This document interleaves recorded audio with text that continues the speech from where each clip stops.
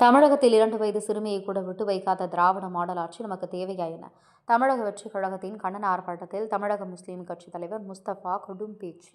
திருப்பத்தூரில் சாதி வாரியான கணக்கெடுப்பு நடத்த வேண்டும் என்பதையும், தமிழகத்தில் சட்ட ஒழுங்கு சீர்கேடு ஏற்பட்டதாகவும், போதைப் பொருட்களை கட்டுப்படுத்த தவறியுள்ளதாகவும் குற்றம் சாட்டி தமிழக அரசை கண்டித்து தமிழக வெற்றிக் கழகத்தின் சார்பில் மாபெரும் கண்டன ஆர்ப்பாட்டம் நடைபெற்றது. திருப்பத்தூர் நகரில் உள்ள எஸ்பிஐ வங்கி எதிரில் நடைபெற்ற இந்த ஆர்ப்பாட்டத்தை தமிழக வெற்றிக் கழகத்தின் திருப்பூர் மேற்கு மாவட்ட செயலாளர் முனுசாமி தலைமையில் கண்டன ஆர்ப்பாட்டம் நடைபெற்றது. மேலும் சிறப்பு பேச்சாளராக கலந்து கொண்ட தமிழக முஸ்லீம் கட்சி தலைவர் முஸ்தபா பேசுகையில், தமிழகத்தில் கஞ்சா போதை தாக்கம் அதிகமாக உள்ளது காரணமாக 2 வயது சிறு குழந்தையை கூட விட்டு வைக்கவில்லை. இந்த திராவிட மாடல் ஆட்சி சட்டம் ஒழுங்கை கையில் எடுக்காமல், காவலர்களுக்கு சுதந்திரம் கொடுக்காமல் நடத்தும் ஆட்சிதான் இந்த திராவிட மாடல் ஆட்சி என கூறினார். மேலும் ஆர்ப்பாட்டத்தின் போது மாநிலம் முழுவதும் சாதிவாரியான கணக்கெடுப்பு மேற்கொண்டு அதன் அடிப்படையில் சமூக நீதி சார்ந்த திட்டங்களை நடைமுறைப்படுத்த வேண்டும் என கோரிக்கை விடுக்கப்பட்டது. மேலும் தமிழகத்தில் சட்ட ஒழுங்கு பாதிக்கப்பட்டதாகவும், போதைப் பொருட்களின் பரவலை தடுக்க தமிழக அரசு உரிய நடவடிக்கை எடுக்கவில்லை என்று கண்டனம் தெரிவிக்கப்பட்டது. பின்பு அத்துடன் தமிழக வெற்றிக் கழகத்தின் தலைவர் விஜயின் அரசியல் பிரச்சாரத்தை கட்டுப்படுத்தும் வகையில் கொண்டு வரப்பட்டுள்ள எஸ்ஓபி குறித்து கடும் எதிர்ப்பு தெரிவிக்கப்பட்டது. இந்த கண்டன ஆர்ப்பாட்டத்தில் தமிழக வெற்றிக் கழகத்தின் கந்திலி மேற்கு ஒன்றிய செயலாளர் சதீஷ்குமார் பூபதி, ஒன்றிய பொருளாளர் வி சிவராசன், ஒன்றிய தொண்டரணி அமைப்பாளர் எஸ் ராஜசேகர், இளைஞரணி இணை அமைப்பாளர் வினேஷ்குமார், விக்னேஸ்வரன், ஒன்றிய செயற்குழு உறுப்பினர் ஜி சந்தோஷ்குமார், மாவட்ட செயலாளர் நவீன்குமார், நகர செயலாளர் மல் அச்சுதன், நகர துணை செயலாளர் அபிராமி மோகன் பிரபு, திருப்பத்தூர் ஒன்றிய செயலாளர் சாமிநாதன் மற்றும் கழக நிர்வாகிகள், தொண்டர்கள் உள்ளிட்ட 1000க்கும் மேற்பட்டோர் கலந்து கொண்டு திருப்பத்தூர் மாவட்ட தவசி நியூஸ் மாவட்ட செய்தியாளர் கேப்டன் சி ரமேஷ்.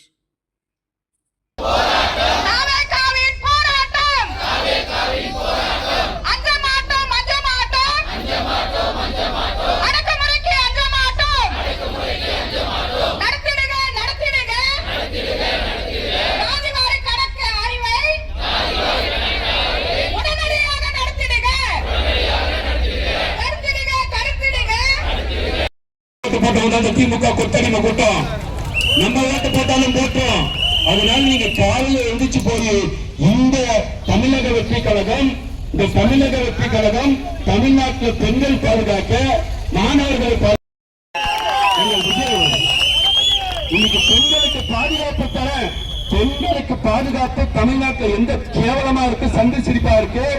பெண்கள் எங்கே போனாலும் பாதுகாப்பு இல்லை, பாலியல் வன்கொடுமை நடக்குது. நீங்கள் என்ன ஆட்சிக்கு வந்தா பெண்களிலிருந்து உடை போடாமல், பெண்களுக்கு வேலு அங்கிலாது என்ற பேரில ஒரு சீருடை இல்லாமல் ஒரு படையை தயார் செய்து பெண்களுக்கு பாதுகாப்பு தரேன் சொன்னவர் தான் வெற்றி கழகத்தின் தலைவர் விஜய் அவர்கள் என்பதை நீங்கள் புரிந்து கொள்ள வேண்டும். இன்னைக்கு திமுக அரசாங்கத்தில் பெண்களோட பாதுகாப்பு என்ன இருக்கு கொஞ்சம் யோசிச்சு பாத்தீங்கன்னா, நம்ம கஷ்டத்துல இருக்கிறோம். இன்னைக்கு நம்ம குடும்பத்தை சம்பாதிக்கணும்னா கணவனும் வேலைக்கு போகணும், மனைவியும் வேலைக்கு போகணும். அப்பதாங்க பாத்தீங்கன்னா குடும்பத்தை ரன் பண்ண முடியுது. நான் யதார்த்தத்தை பேசுறேன், நான் உண்மையை பேசுறேன், என் குடும்பத்துல நடக்கிறத பேசுறேன். எனக்கு பெண் குழந்தை இருக்கு, எனக்கு தங்கச்சி இருக்கு. உங்களை பார்த்து பேசும்போது எங்க அக்கா மாதிரி நிக்கிறீங்க, எங்க தங்கச்சி மாதிரி நிக்கிறீங்க, எங்க அம்மா மாதிரி நிக்கிறீங்க. நாங்க பேசுறோம், நீங்க வெயில நின்று பார்த்து பேசுறது கூட எனக்கு சங்கடமா இருக்கு. அந்த அளவு நாங்க இந்த களத்துல இருக்கிறோம்.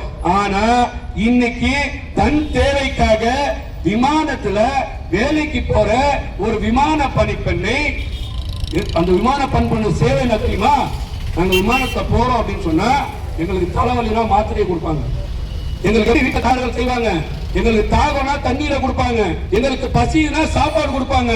இதையெல்லாம் தாண்டி உயிரை பணைய வைத்து விமானத்தில் பறந்து தன் குடும்பத்தை காப்பாற்றுவதற்காக, தன் குழந்தையை காப்பாற்றுவதற்காக, தன் கணவனை காப்பாற்றுவதற்காக நான் சம்பாதிச்சா என் குடும்பத்துல கொஞ்சம் குறை இல்லாம போவோமே, வட்டி வாங்காம இருப்போம்.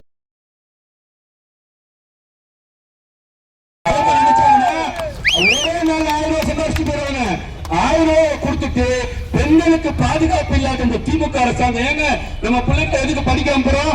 நம்ம பிள்ளைங்க நீதி அரசு ஆகணும், மருத்துவர் ஆகணும், அரசாங்க துறையில போகணும், நல்ல நம்ம குடும்பம் மேம்படணும். இதுக்குதான் நாங்க வாழ்றோம். நம்ம நாட்டில் வாழக்கூடியது எதுக்கு?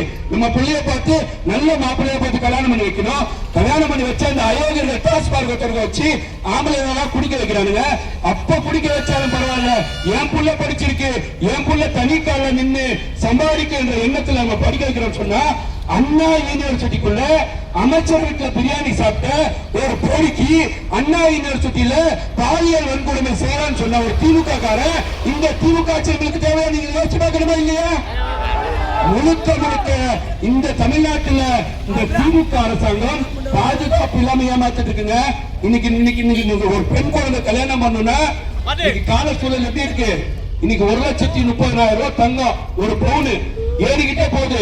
இந்த உலக அரங்கில் ஒரு பைத்தியக்காரர் ட்ரம்ப், அவன் பண்ற அட்டூழியம், அதுக்கு கீழே இருக்கிற பாருங்க நாட்டோட பிரதமர், அவர் பண்ற அட்டூழியம், இங்க இருக்கக்கூடிய தமிழ்நாட்டு அரசாங்கம் பண்ற அட்டூழியத்துல இன்னைக்கு 1,30,000 ரூபாய் தங்கத்தோட விலை ஏறி போயிருக்கு. நம்ம எப்படி பிள்ளைங்களை வந்து கல்யாணம் பண்றோம்னு ஒரு கஷ்டத்துல வாழ்ந்துட்டு இருக்கிறோம். இன்னைக்கு தமிழ்நாட்டுல என் தமிழ் பெண்கள் வந்து பாத்தீங்கன்னா இந்து என்று சொல்வார்கள். ஆனால் ஜாதிவாரி கணக்கெடுப்பு வேண்டாம் என்ற ஒரு கொள்கையில் அவர்கள் இருந்து கொண்டிருந்தார்கள். இன்னைக்கு மத்திய அரசாங்கம் ஜாதிவாரி கணக்கெடுப்பு வேண்டும் வேண்டும் வேண்டும் என்று மரியாதைக்குரிய விஜய் அவர்கள் களம் கண்டதுக்கு பிறகு மத்திய அரசாங்கம் இறங்கி வந்து இன்னைக்கு தமிழ்நாட்டிலே ஜாதிவாரி கணக்கெடுப்பு எடுக்க வேண்டும் என்று உத்தரவை பிறப்பித்தது என்று சொன்னால் அந்த RSSக்கும் பாஜகவுக்கும் ஒத்துதலா இருக்கக்கூடிய திமுக அரசாங்கம் நவீன் அவர்கள் சொன்னார், பக்கத்தில் இருக்கக்கூடிய தெலுங்கானால எடுத்திருக்கிறாங்க, கர்நாடகால எடுத்திருக்கிறாங்க.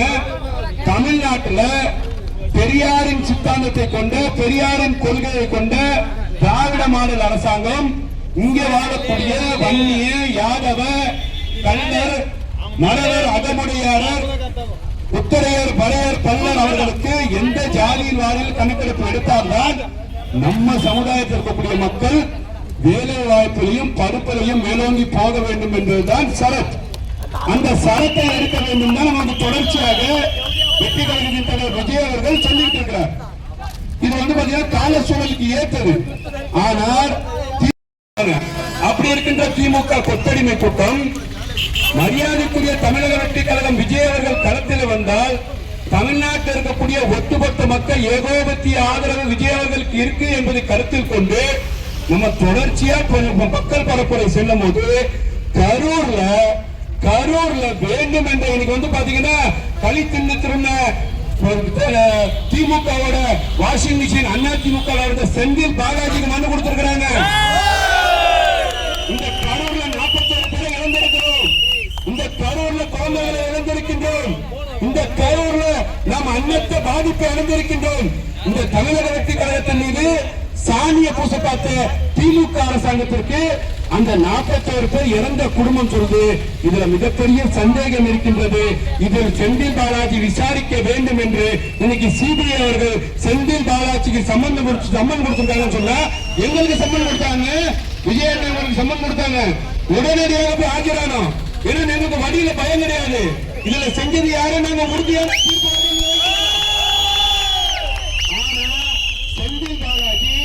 ஏற்கனவே பாத்தீங்கன்னா 50 நாள் கழித்து திரும்பினார். சிபிஐ பார்த்தாலே பேங்க் அவருக்கு அவ்வளவு அச்சம், அவ்வளவு பயம். இன்னைக்கு சிபிஐ சம்மனை வாங்க கூட பயப்படுறாருன்னு சொன்னா 41 பேர் இறந்ததுல அந்த மர்மம் இருப்பதற்கு திமுகவை சார்ந்த செந்தில் பாலாஜி காரணமாக இருப்பாரோ என்ற சந்தேகம் நாட்டு மக்களுக்கு இருக்கு என்பதை நீங்கள் உணர்ந்து கொள்ள வேண்டும். இதையெல்லாம் தொடர்ச்சியா செஞ்சுட்டு இன்னைக்கு தமிழக வெற்றி கழகத்தில் விஜய் அவர்களுக்கு SOP என்ற பேர்ல, ஏன்னா இவர் உடனே தமிழ்நாட்டு அரசியல் களத்துல போயிட்டா மக்கள் மன்றத்தில் இவர் எல்லாத்தையும் சந்திக்கணும்னு நினைக்கிறார், எல்லா பகுதி மக்களையும் பார்க்கணும்னு நினைக்கிறார். மத்திய அரசாங்கம் பாஜக RSSக்கு எதிரான ஒரு சித்தாந்தமாக விஜயன் அவர்கள் வரும்போது இவ்வளவு பேர் தான் இருக்கணும், 50,000 பேருக்கு 500 பேருக்கு ஒரு போலீஸ் இருக்கணும், இந்த கணக்கெல்லாம் கொடுத்து இந்த போராட்டத்தை, இந்த மக்கள் சந்திப்பை அவங்க தடுக்கணும்னு நினைக்கிறாங்க. நீங்க என்னதான் தடுத்தாலும் பரவாயில்லைங்க, மக்கள் ரொம்ப தெளிவா இருக்கிறாங்க. நான் கேட்கிறேன், இந்த இடத்துல பெண்கள்லாம் வந்திருக்கிறீங்க, கொஞ்சம் யோசிச்சு பாருங்க. 2011 2016 நம்ம இழந்தோம். யார? மாண்புமிகு புரட்சி தலைவி மேடம் ஜெயலலிதா அம்மா அவர்கள். இன்னைக்கு உங்க மனசுல வாழ்ந்துட்டு இருப்பாங்க. உங்க மனசை கைய வச்சு சொல்லுங்க. யதார்த்தத்தை பேசுறேன். என் வீட்டுல சொல்லுவாங்க, இந்த அம்மா இருந்தா நடந்திருக்குமா, இந்த அம்மா இருந்தா பாஜக தலை தூங்கி இருக்குமா, இந்த அம்மா இருந்தா அதிமுக கையகம் பண்ணிருப்பாங்களா, இந்த அம்மா இருந்தா MK ஸ்டாலின் முதலமைச்சர் ஆயிருப்பாங்க. சட்ட ஒழுங்கை அவ்வளவு கண்ணியமாக கட்டுப்பாட்டாக சொன்னாங்க. காவல்துறை சுதந்திரமாக செயல்பட்டதுங்க. ஜெயலலிதா அம்மா இருந்தா இங்க இருக்கக்கூடிய ஆய்வாளர் இருக்கிறாரு, இங்க இருக்கக்கூடிய SI இருக்கிறாரு, இங்க இருக்கக்கூடிய பெண் காவலர் இருக்கிறாங்க. மாண்புமிகு புரட்சி தலைவி அம்மா அவர்கள் இருக்கும்போது காவல்துறையில ஒரு அதிமுக காரன் கட்ட பஞ்சாயத்து பண்ண முடியுமா? இன்னைக்கு திமுக காரன் முழுமையாகவே கட்ட பஞ்சாயத்து கூடவராக மாற்றி இருக்கிறானா இல்லையா? அந்த புரட்சி தலைவி அம்மா அவர்கள் அப்படி ஒரு சட்ட ஒழுங்கை வைத்திருக்கும் போது தமிழக வெற்றி கழகம் இன்னைக்கு களத்துல வந்து எப்படி நல்லாட்சி தந்தாரோ, இந்த திருட்டு திமுகவை 13 வருஷம் வீட்டுக்கு அனுப்பினாரோ, எம்ஜிஆர் அவர்களை ஆட்சியை நான் தரப்போறேன் என்று களத்தில் வந்தவர் தான் விஜய். 2011 2016 மேடம் ஜெயலலிதா எடப்பாடி கையில இருக்கிறது பாத்தீங்கன்னா மத்திய அரசு ஆட்சி. ஏன்னு கேட்டீங்கன்னா இன்னைக்கு வந்து எடப்பாடி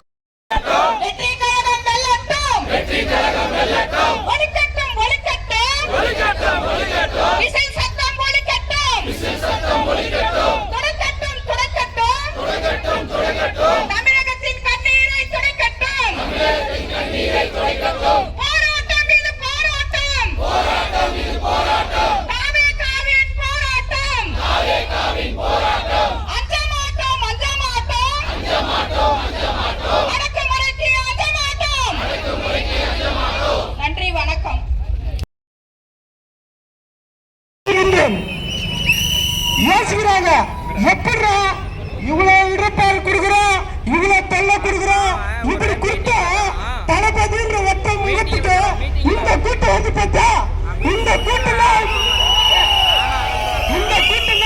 அவங்களுக்கு கடிப்பு. மேலும் உங்களுக்கான கால நேரம் தான், எங்களுக்கான கால நேரம் தான். நீங்க கொடுக்கிற கால நேரம் சரியா? 1 மணி நேரம் பத்துமா? நீ ஊழலாட்சிய கேள்கத்தாட்சி சொல்லுனா ஒரு நாள் பத்தாது. சத்தியமா சொல்ற, ஒரு நாள் பத்தாது. வா கச்சேரிக்கு வா, எந்த தள்ளுனா சொல்லுதுண்டா, தனித்து வா, களத்துக்கு வா, அப்ப தெரியும் டிவிக்கே வா என்னன்னு. இன்னைக்கு எதுவுமே இல்ல, பாக்கிறவங்களெல்லாம் கூட்டணி காட்சிக்கிற. நீ 28 நாளா 24 நாளா 50 நாள் வா, ராவண மகனா. கல்வியை போதிக்கும் பள்ளி மாணவர்களிடையே போதை கலாச்சாரம் தலை தூக்கி இருக்கிறது.